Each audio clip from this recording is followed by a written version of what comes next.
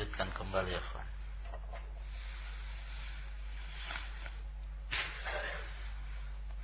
Qala al-muallif rahimahullahu ta'ala al-hadithul qudsi ma rawahu an-nabiy sallallahu alaihi wa ala alihi wa sallam an rabbih ta'ala, apa yang diriwayatkan dari Nabi sallallahu alaihi wa ala alihi wa sallam dari Allah subhanahu wa ta'ala dengan berbagai macam bentuk, ya. Terkadang disebutkan dengan lafaz an Rasulullah sallallahu alaihi wasallam qala Allah ta'ala, atau an Rasulullah sallallahu alaihi wasallam fima yarwihi an rabbih, atau an Rasulullah sallallahu alaihi wasallam riwayatan. Kadang kalau yang dimaksudkan dengan riwayatan juga yang dimaksud adalah hadis qudsi. Namun kalau sahabat yang mengatakan riwayatan berarti dari sabda Rasulullah sallallahu alaihi wasallam. Wa yusamma aidan al-hadits ar-rabbani wal hadits al-ilahi. Ini penamaan-penamaan dari hadis qudsi yang intinya yaitu yang diriwayatkan dari Nabi sallallahu alaihi wasallam dari Allah azza wa jalla, ya. Dan hadis-hadis qudsi yang diriwayatkan dari Nabi sallallahu alaihi wasallam lebih dari 100 hadis. Sebagian mereka ada yang menyebutkannya dalam kitab yang khusus. Dan saya lupa siapa pengarang dari kitab Al-Ahadits Al-Qudsiyah Sahihah. Nah, dan hadis Abi Dzar radhiyallahu ta'ala anhu, ya ibadi inni haramtu dzulma ala nafsi, ini termasuk hadis yang paling agung dalam bab hadis-hadis qudsi. Misaluhu qawluhu sallallahu alaihi wa sallam fima yarwihi ar-rabbih ta'ala annahu qala.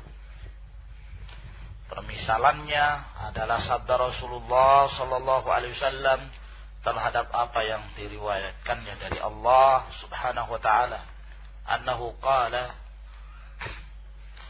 bahwa Allah berfirman, ana 'inda dhanni 'abdi bi.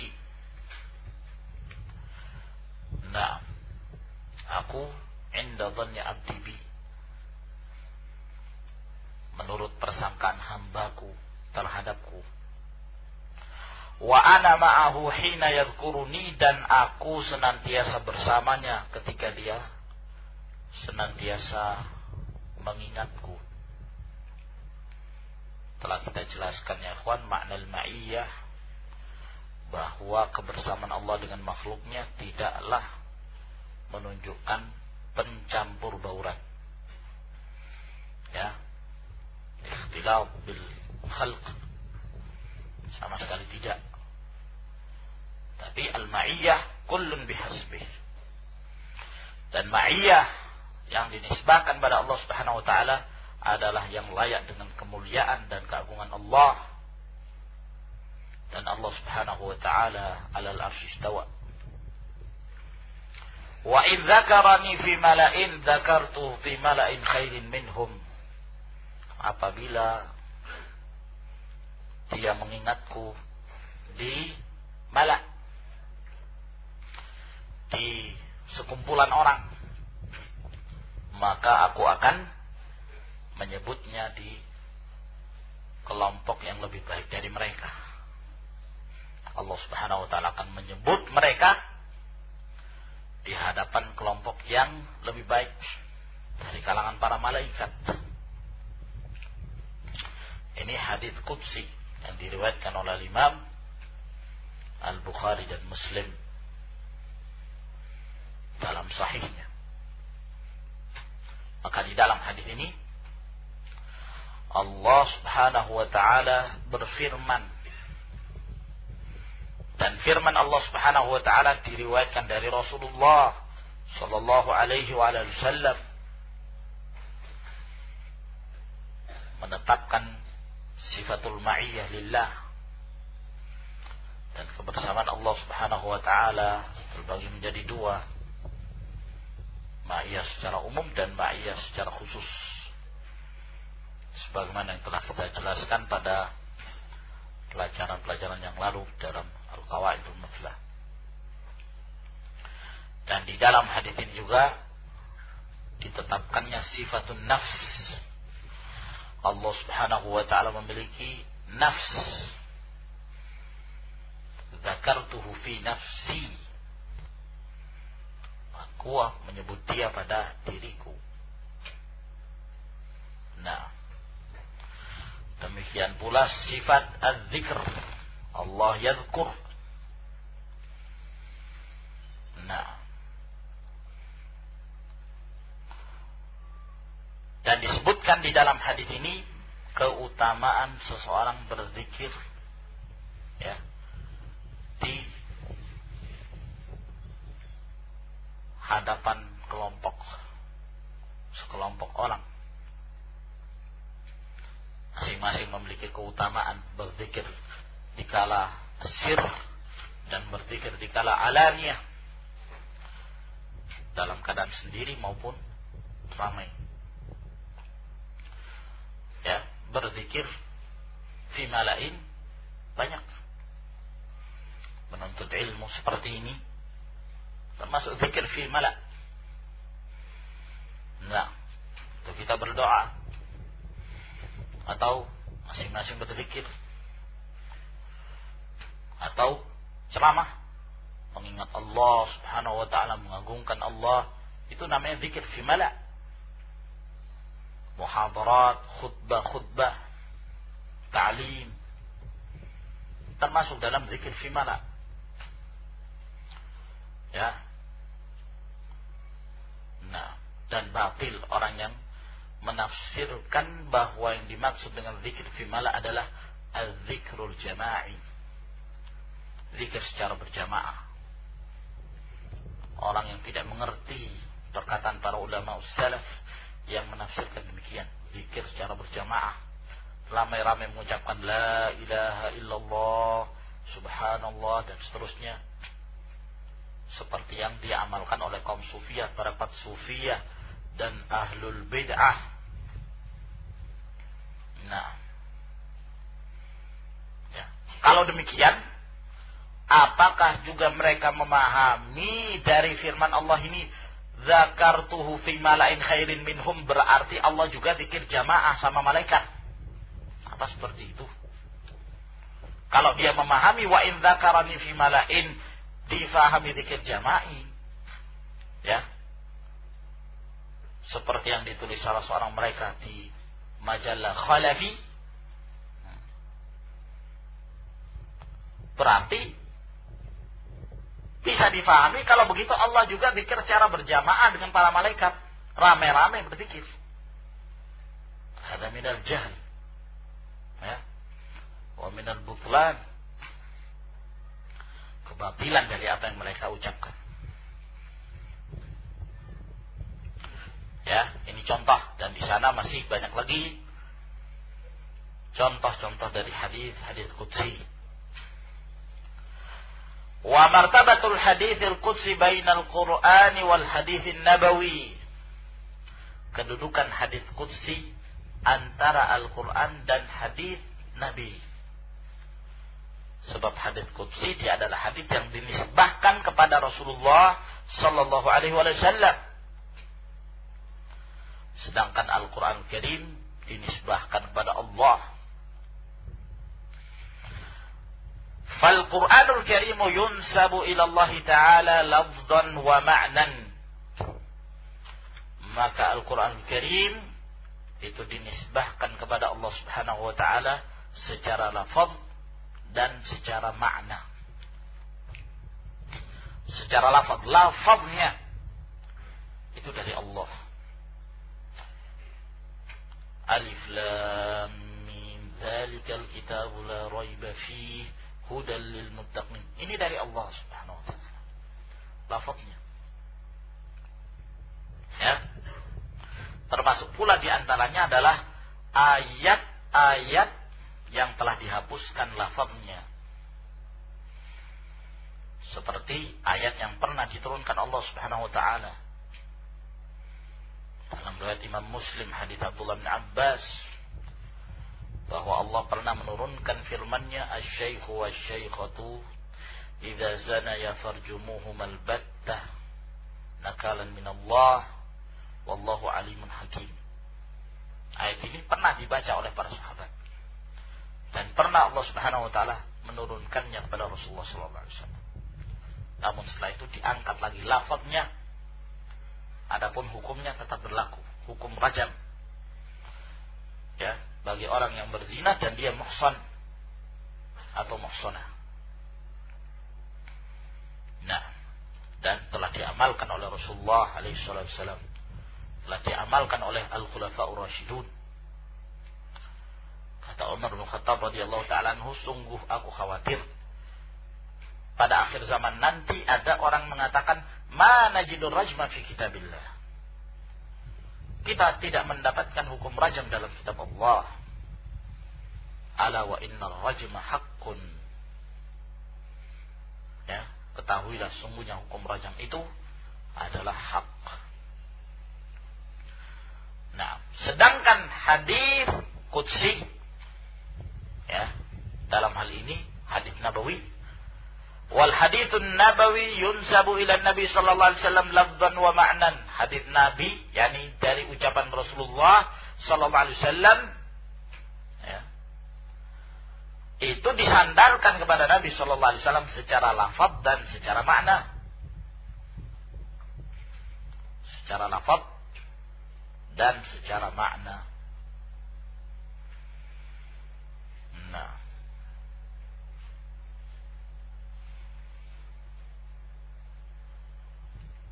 pada catatan kaki di sini beliau mengatakan yustathna min dzalika ma ulima anna Nabi sallallahu alaihi wasallam qalahu bil wahyi kal ikhbari anil mughayyabati fil mustaqbal.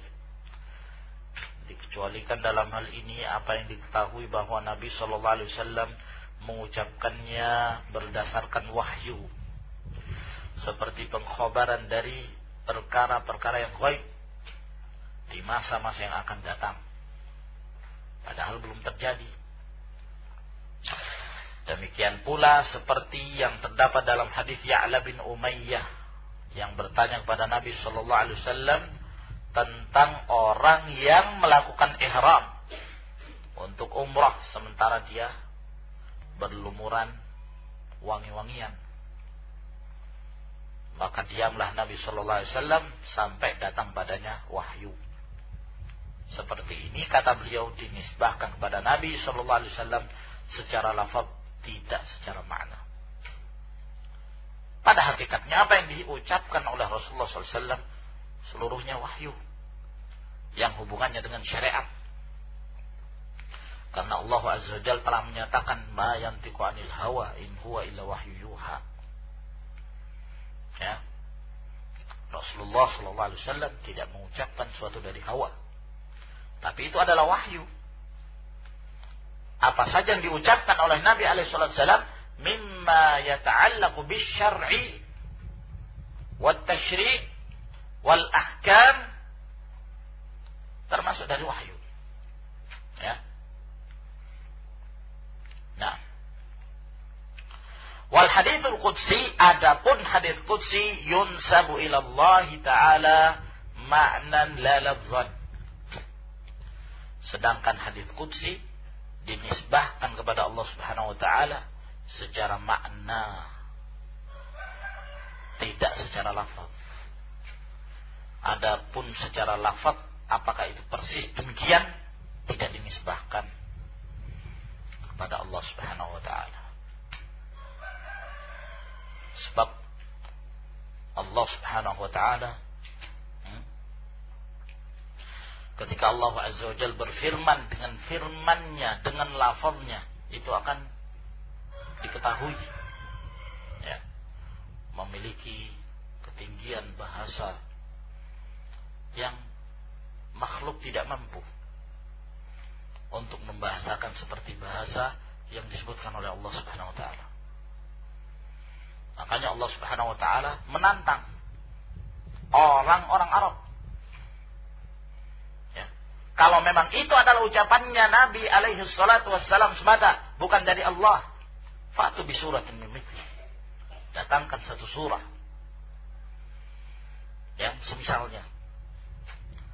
Nah, dari sini, ikhwan fillah azakumullah, Allah Subhanahu wa taala ketika Allah memfirmankan, dari lafaznya akan diketahui keindahan bahasanya, ya. Itu melebihi kemampuan makhluk, di atas jauh. Nah, dari sini kita bisa membedakan antara hadits qudsi, bahwa hadits qudsi tersebut lafaznya bukan dari Allah Subhanahu wa taala. Berbeda dengan bahasa Al-Quran yang lafaz per lafaz, huruf per huruf seluruhnya datang dari Allah Subhanahu wa ta'ala. Nah, dan padanya terdapat mukjizat yang menjadikan makhluk tidak mampu mendatangkan yang semisalnya. Nah, ya, maka dari sini kemudian mereka mengatakan hadits qudsi itu lafaznya bukan dari Allah. Sebab kalau dari Allah Subhanahu wa taala lafaznya tentunya akan mengandung mukjizat. Ya. Seperti disebutkan dalam Al-Qur'an Al-Karim. Walidzalika la yuta'abbadu bitilawati lafdhihi. Oleh karena itu tidak kita beribadah dengan membaca lafaznya. Ya. Tidak terhitung seperti hitungan huruf per huruf yang terdapat dalam Al-Qur'an Al-Karim. Satu huruf, satu kebaikan. Wal hasanatu bi asyri amsalihha. Satu kebaikan jadi 10. Wala yuqra'u fi shalah. Adapun hadits qudsi tidak dibaca ketika salat. Setelah baca Al-Fatihah, ya ibadi inni haramtu dzulma ala nafsi. Alasannya itu kan firman Allah. Ya bukan dari Al-Qur'an Al-Karim. Ya, tidak boleh dibaca dalam salat. Walam yahsul bihi tahaddi, dan tidak menghasilkan tantangan. Tidak termasuk dalam lafaz-lafaz tantangan. Adapun Al-Qur'anul Karim, Allah menantang.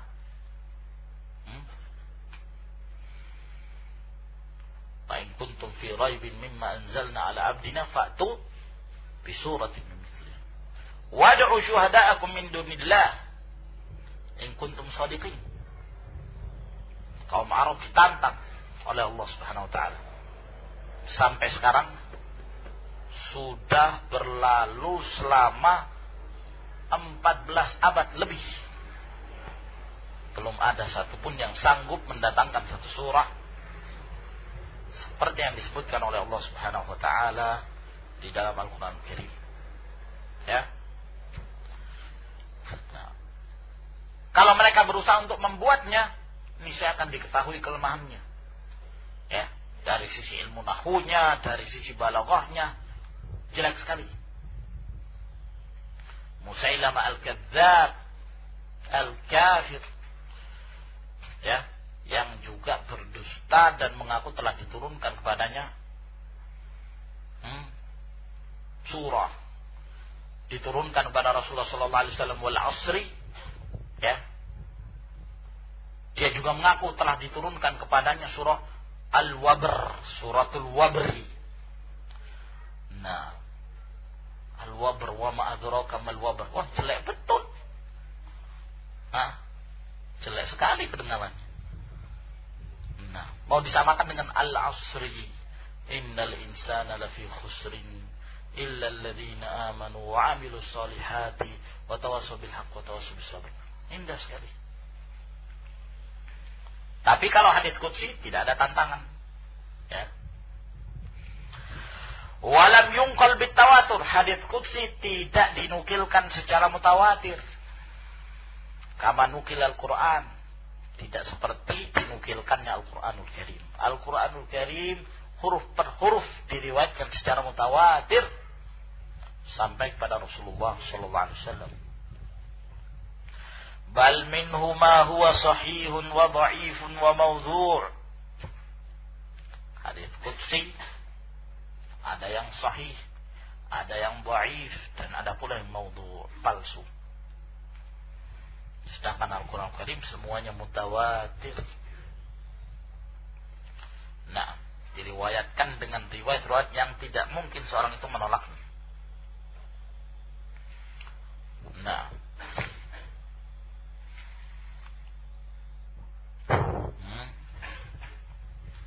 apalagi ikhwan,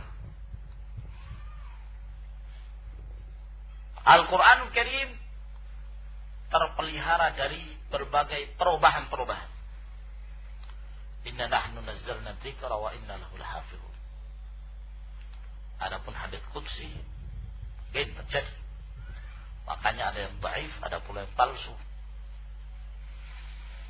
Nah, berkenaan tentang menyentuh seorang yang berhadas, mushaf Al-Quranul Karim tidak boleh disentuh oleh seorang yang berhadas. Nah, berbeda dengan hadis qudsi. Walhasil di sana banyak perbedaan antara Al-Quran Karim dengan Al-Hadis Al-Qudsi. Kemudian beliau berkata rahimahullahu ta'ala, aqsamul khabari bi'tibari turuqi naqlihi ilaina. Pembagian-pembagian khabar ditinjau dari cara-cara penukilannya kepada kita. Status dan kondisi sampainya kepada kita itu bagaimana? Khabar yang datang dari Rasulullah sallallahu alaihi wasallam. Yang qasimul khabaru bi'tibari turuqi naqlihi ilaina ila qismaini. Terbagi khabar itu ditinjau dari cara-cara penukilannya sehingga sampai kepada kita itu ada dua bagian. Mutawatirun wa ahad. Ada yang disebut dengan hadis mutawatir, ada pula yang disebut dengan hadis ahad. Nah, al-awwalu al-mutawatir. Yang pertama hadis yang disebut sebagai hadis mutawatir. Ta'rifuhu, definisinya. Aqsamuhu ma'at tamthil, pembagian-pembagiannya disertai dengan permisalan. Yang ketiga yang akan dibahas dalam pembahasan mutawatir, ma yufiduhu, apa faedahnya dari hadis mutawatir tersebut. Nah, al-mutawatiru ma rawahu jama'atun. Hadis mutawatir adalah yang diriwayatkan oleh sekelompok para periwayat hadis. Yastahilu fil adati ayyatawafa'u alal kadhib. Yang mustahil secara kebiasaan mereka bersepakat di atas kedustaan. Ya. Mereka bersepakat di atas kedustaan. Wa asnaduhu ila syai'in mahsus, dan kemudian mereka menyandarkannya kepada sesuatu dari panca indera mereka. Seperti misalnya mereka mengatakan sami'tu, aku mendengar, atau ra'aitu, aku melihat. Tapi kalau dia hanya mengatakan gila, ada yang mengatakan demikian, oh berarti bukan mahsus, tidak secara his penukilannya, harus dengan panca indera, perabaan, menyentuh, mendengar, melihat. Ya. Kalau tidak demikian, maka bukan hadis mutawatir namanya. Nah, jadi kesimpulannya bahwa hadis mutawatir ini adalah hadis yang memiliki beberapa persyaratan. Ya, yang bisa kita ambil dari definisi ini. Yang pertama, yang meriwayatkannya harus jamaah, sekelompok orang.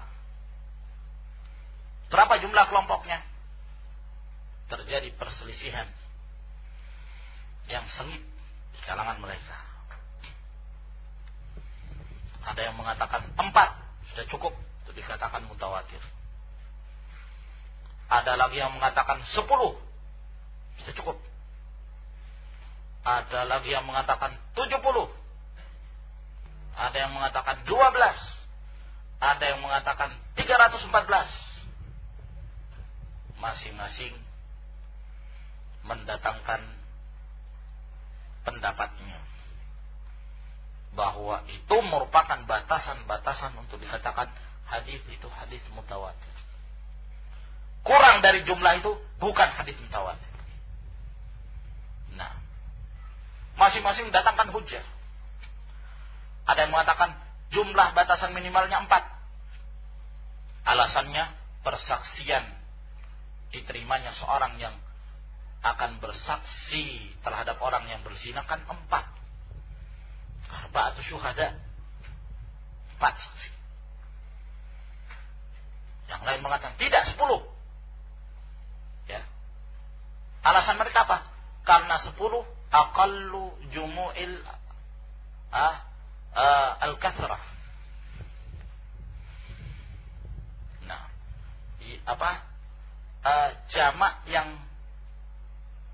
jamak yang banyak yang paling minimal. Nah, kalau 9 jamak tapi bukan banyak, tidak dikatakan katsir, masih qalil. Nah, jadi jamak yang dikatakan katsir tapi paling minimal itu 10. Nah, seperti yang dikatakan Al-Istakhri dan diikuti oleh Suyuti, dan dengan itu diikuti pula oleh Al-Kattani, ya, mengarang satu kitab dan mengumpulkan hadis-hadis yang beliau anggap sebagai hadis mutawatir. Nah, berdasarkan di atas mazhab ini, mazhab 10 perawi. Nah,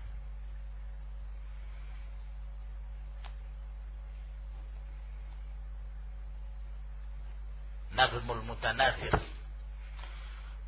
fil ahadits mutawatir, kitab Al-Kattani. Ada lagi yang mengatakan 12. Kenapa? Karena ashabu Musa, ketika Musa alaihissalam memukulkan tongkatnya, famfajarat ithnata asyrata aina, ya, maka memancarlah 12 mata air. Apa hubungannya mata air dengan hadis mutawatir? Nah, masing-masing mendatangkan hujah. Ada yang mengatakan 70, ada yang mengatakan 300 sekian, 314, karena yang ikut dalam perang Badar berjumlah 314. Apa hubungannya dengan hadis mutawatir? Nah, perselisihan ini menunjukkan sebenarnya tidak ada dalil yang sharih, yang jelas, yang menetapkan bahwa jumlah hadis mutawatir itu syaratnya demikian. Sehingga sebagian para ulama mengatakan, maka dari itu tidak bisa kita menetapkan jumlah tertentu. Ya. Terus apa ketentuan? Jamaah ini ketentuannya berapa? Pokoknya banyak. Ya. Pokoknya banyak. Banyaknya berapa? Banyak yang menghasilkan ilmu yang tidak bisa kita menolaknya. Ya, yang tidak bisa kita menolaknya. Nah, kalau satu tapi kita tidak bisa menolaknya, ya, tapi menghasilkan ilmu, kata mereka, oh kalau satu bukan banyak, bukan jamaah. Nah kalau dua, bingung lagi mereka. Hah? Oh belum jamaah. Yo, orang sholat jamaah jadi kalau 2 orang, 1 imam 1 makmum jadi sholat jamaah. Iya kan? 2 berarti bisa. 2 menghasilkan ilmu berarti jamaah. Oh enggak, dikata tidak boleh 2 karena 2 itu hadis aziz. Kalau begitu 3. Oh 3 belum. Hadis masyhur. Kalau begitu lebih dari 3, 4. Ya. 4 kelihatannya boleh-boleh saja. Oh berarti ada batasan dong. Kalau begitu membatasi. Nah, terus apa dhabitnya? Membingungkan. Nah. Ya. Dan di sini ada nuktah yang penting ya, kawan. Sebelum kita terlalu panjang menjelaskan masalah hadis mutawatir, bahwa pembagian mutawatir ahad ini pembagian yang tidak pernah disebutkan oleh para muhadditsin dalam istilah mereka. Ini bukan istilah ahli hadis. Pembagian hadis mutawatir ahad. Nah, oleh karena itu disebutkan oleh Ibnu Salah rahimahullah taala dalam muqaddimahnya, ya, bahwa pembagian ini mimma yadhkuruhu ahlul fiqh wal usul, wa amma ahlul hadis ma kada yadhkuru dzalik atau kama qala. Ya, bahwa pembagian ini yang menyebutkannya adalah mereka dari kalangan ahlul usul, ahlul fiqh. Adapun ahlul hadis hampir-hampir mereka tidak pernah menyebutkan ini. Nyatakan hadis mutawatir. Tak ada. Hadis ahad. Nah, insyaallah suatu saat nanti kita akan membahas secara panjang lebar tentang masalah ini. Walhasil, antum perlu ketahui bahwa pembagian ini sebenarnya lebih sesuai untuk disebutkan dalam kitab-kitab usul, bukan dalam kitab mustalahul hadis. Nah, kalau hanya sekedar pembagian semata tidak jadi masalah. Nah, kalau hanya sekedar pembagian mutawatir ahad, istilah mutawatir, istilah ahad, tidak jadi masalah. Silahkan membagi sebagaimana dibaginya istilah-istilah yang lain, hadis gharib, aziz, masyhur, silahkan. Ya, memberikan definisi dan membagi, silahkan. Tapi kalau pembagian yang dibangun di atasnya satu amalan, ya, yang dikehendaki oleh sebagian mereka yang di dalam hati terdapat penyakit dari kalangan kaum Mu'tazilah dan yang semisalnya, yang membeda-bedakan hadis mutawatir ahad. Kalau hadis ahad itu, ya, sifatnya dhanniyus thubut. Adapun hadis mutawatir qat'iyyus thubut. Kalau hadis ahad itu dhanni sifatnya, prasangka. Ya. Maka yang namanya persangkaan tidak boleh diamalkan dalam babul aqidah. Ini tujuan mereka. Ya. Dalam permasalahan akidah kita hanya diperbolehkan untuk mengambil sesuatu yang sifatnya mutawatir. Kemana mungkin kita mengikuti sesuatu yang kita hendak meyakini, padahal riwayatnya riwayat dhanni. Ini pendapat sekian banyak dari kalangan ahlul ahwa, dari kalangan Mu'tazilah, Asy'ariyah, ahlul kalam, Syiah, Rafidhah, seperti itu. Sehingga mereka menolak sekian banyak hadis yang datang dari Rasulullah SAW dengan alasan hadisnya ahad, dhanniyus thubut. Dan ini kalam batil ya kawan. Nah, namun tidak mengapa, ya, kita menyebutkan hal ini. InsyaAllah nanti suatu saat kita akan perluas. Walhasil, untuk menentukan jamaah saja membingungkan dalam definisi hadis mutawatir. Berapa jumlahnya?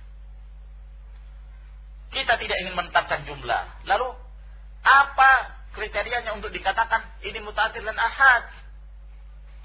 Terkadang ada jumlah 5, ada jumlah 10, tapi sebagiannya dikatakan mutawatir, sebagian dikatakan ahad. Apa alasannya? Alasannya karena ada yang memberi faedah ilmu, ada yang tidak memberi faedah ilmu. Nah, kalau 4 memberi faedah ilmu, apakah dikatakan mutawatir atau ahad? Apa bisa dikatakan sebagai hadis mutawatir? Kata mereka bisa, karena dikatakan kathrah. Berarti akhirnya juga akan sampai kepada kesimpulan ada batasan jumlah tertentu. Syarat yang kedua, bahwa jumlah yang banyak ini minal ibtida' ila lintiha. Ya. Jumlah yang banyak ini dari awal sanad hingga akhir. Dari awal sanad hingga akhir sanad. Jadi bukan hanya pada satu tabaqat saja, bukan pada satu generasi saja.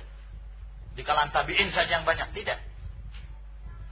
Oleh karena itu mereka menganggap hadis innamal a'malu binniyat, kata mereka hadis ahad, bukan hadis mutawatir. Ya. Walaupun yang meriwayatkan ya dari Yahya bin Sa'id al-Ansari itu banyak sekali, ratusan para perawi, namun Yahya bin Sa'id al-Ansari bersendiri dalam meriwayatkan hadis ini dari Muhammad bin Ibrahim at-Taimi. Muhammad bin Ibrahim at-Taimi bersendiri dalam meriwayatkan hadis ini dari Alqamah bin Waqqas al-Laythi. Alqamah bersendiri dalam meriwayatkan hadis ini dari Umar bin Al-Khattab radhiyallahu taala anhu. Tidak ada yang membantu mereka dalam meriwayatkan hadis ini. Mereka semua bersendiri dalam meriwayatkannya pada tabaqat-tabaqat mereka. Ini bukan hadis mutawatir. Persyaratan hadis mutawatir pada setiap tabaqat itu harus banyak. Ya. Kalau 20, semuanya harus 20 atau lebih. Begitu. Ya, kapan ada salah satu dari sanad itu ya yang tidak diriwayatkan secara jamaah, maka bukan mutawatir. Jadi kalau pada semua sanad ya masing-masing meriwayatkan itu 50 orang, kecuali ada satu tabaqat yang meriwayatkan hanya 2 misalnya, oh berarti bukan hadis mutawatir namanya. Namanya hadis apa? Aziz, kata mereka. Nanti akan kita sebutkan definisi hadis aziz. Nah, kalau setiap sanad semuanya meriwayatkan 20 orang, kecuali satu tabaqat seseorang bersendiri dan meriwayatkannya, oh ini berarti hadis ahad, hadis gharib. Jadi dari awal sanad sampai akhir sanad. Syarat yang ketiga, ya, bahwa mustahil ya mereka itu bersepakat di atas kedustaan. Yastahilu al-'adah tawatu'uhum wa tawafuquhum 'alal kadhibi. Secara adat kebiasaan mustahil mereka bersepakat di atas kedustaan. Jadi ada yang namanya tawatu. Sini sebutkan, ada pula yang disebut dengan tawafuq. Ada tawatu, ada tawafuq.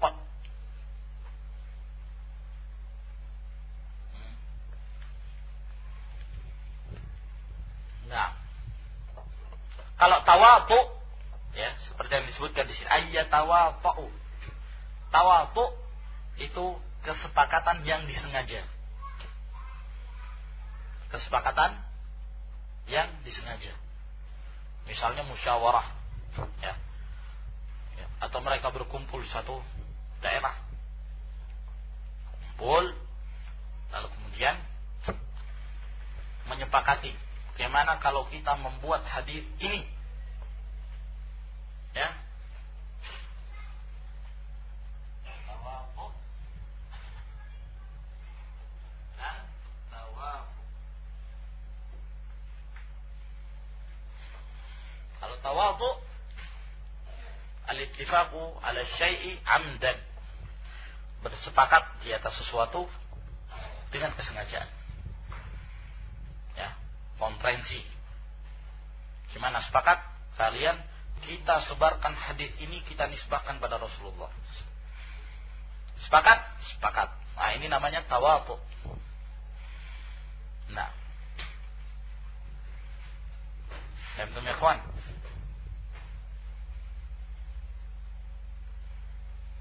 seperti tuduhannya kaum Syiah Rafidhah.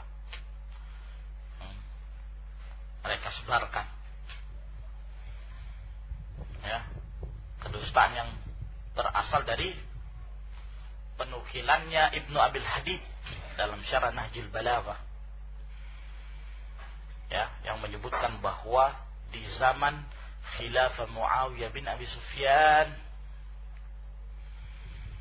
maka Muawiyah bin Abi Sufyan sempat mengumpulkan dan membuat yayasan, ya,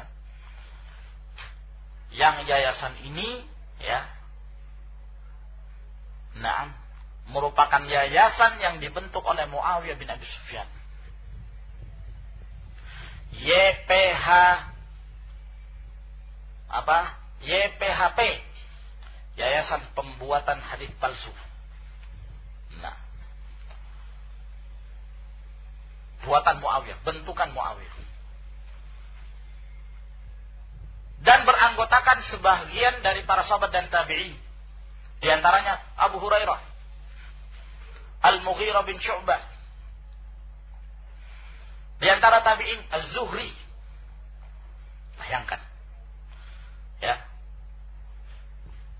para al-ulama al-jahabidah yang sudah diperhitungkan oleh mereka bahwa mereka ini adalah merupakan jalur riwayat-riwayat yang terbanyak dari Rasulullah SAW, dari Ahlus Sunnah, yang paling pertama dicela oleh mereka Abu Hurairah, Az-Zuhri.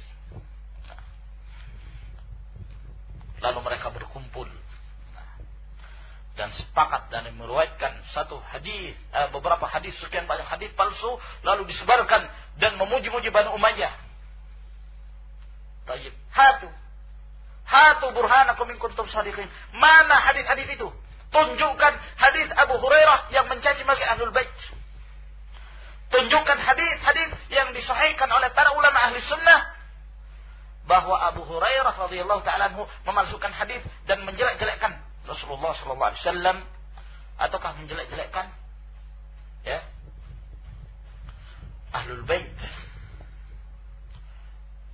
Kata mereka banyak. Seperti hadis tentang sihir, bahwa Nabi sallallahu alaihi wasallam pernah disihir oleh seorang Yahudi yang bernama Labid bin Al-A'sam. Itu bukan hadis Abi Hurairah. Itu hadis Aisyah radhiyallahu ta'ala anha. Ya. Berusaha untuk mencari-cari kesalahan. Ya. Seperti hadis bahwa Nabi SAW kencing dalam keadaan berdiri. Kata mereka, a'udzubillah, gimana Rasulullah SAW kencing berdiri? Padahal masalah kencing berdiri disebutkan dalam kitab-kitab mereka. Dalam Kitabul Kafi ada. Ja'far bin Muhammad As-Sadiq menyebutkan bahwa Rasulullah SAW kencing berdiri.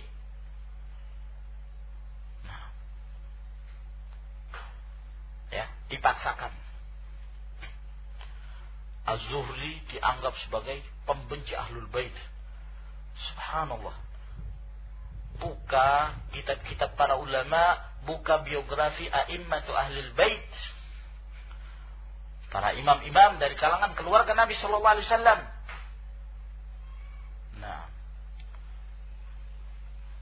Ali bin Husain bin Ali bin Abi Talib, Zainul Abidin, salah seorang yang mereka anggap sebagai imam yang keempat. Baca biografinya dan pujian Al-Imam Az-Zuhri terhadap beliau, karena beliau satu zaman. Sampai Az-Zuhri mengatakan, ma ra'aitu Quraisyan afdala minhu. Aku tidak melihat seorang Quraisy yang lebih mulia daripada Ali bin Husain. Dustaan ya akhwan. Ya, lembaga yang didustakan, mana itu? Dan kita memang sudah mengetahui bahwa sekian banyak sejarah yang diputarbalikkan oleh mereka untuk menjelek-jelekkan para a'immah, para ruwatul hadis, para sahabat, para tabi'in. Itu namanya tawadu, bersepakat. Adapun tawafuq sepakat tapi tanpa disengaja. Ya.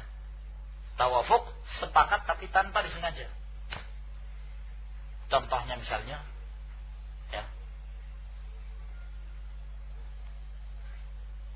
Nah, keinginan mereka untuk berangkat sholat secara berjamaah misalnya. Lalu kemudian mereka datang, ternyata semuanya memakai pakaian putih, warna putih. Padahal tidak ada perjanjian sebelumnya, tidak ada kesepakatan sebelumnya. Ternyata sama. Nah, yang dimaksud bahwa tidak pernah terjadi pertemuan di antara mereka. Yang meriwayatkan hadis dari Mekah, dari Madinah, dari Kufah, dari Basrah, dari Yaman, dari Mesir. Mereka semuanya meriwayatkan dengan satu lafaz atau satu makna. Padahal tidak pernah terjadi rihlah antara satu dengan yang lainnya yang menyebabkan mereka bertemu. Nah, ini namanya apa? Tawafuq. Ya, sepakat sama yang mereka riwayatkan, tapi tanpa ada kesengajaan. Yang dimaksud dengan hadis mutawatir mustahil secara kebiasaan adanya tawatu atau tawafuq di atas kedustaan. Yang keempat, syarat yang keempat, sandaran periwayatan mereka harus secara hissi, panca indera. Nah, harus dengan sami'tu atau ra'aitu, aku mendengar, aku melihat. Nah, dan yang semisalnya. Nah, itu ya ikhwan.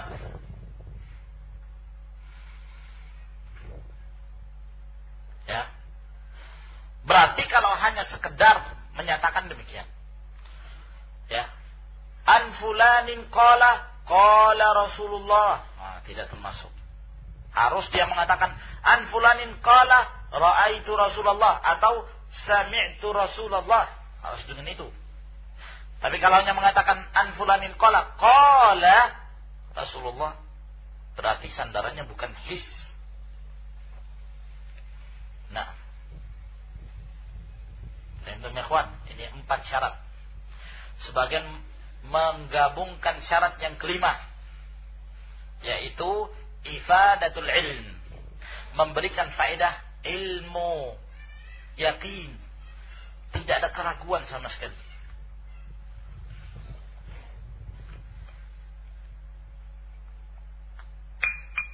Namun sebagian menganggap bahwa syarat kelima ini bukan syarat, tapi buah dari hadis mutawatir. Setelah terpenuhi 4 syarat ini, ya tentunya hasilnya apa ya kawan? Yufidul ilm, yufidul yaqin. Nah, tidak ada keraguan. Baik. Ilahuna insyaallah. Nanti kita lanjutkan di pertemuan yang berikutnya.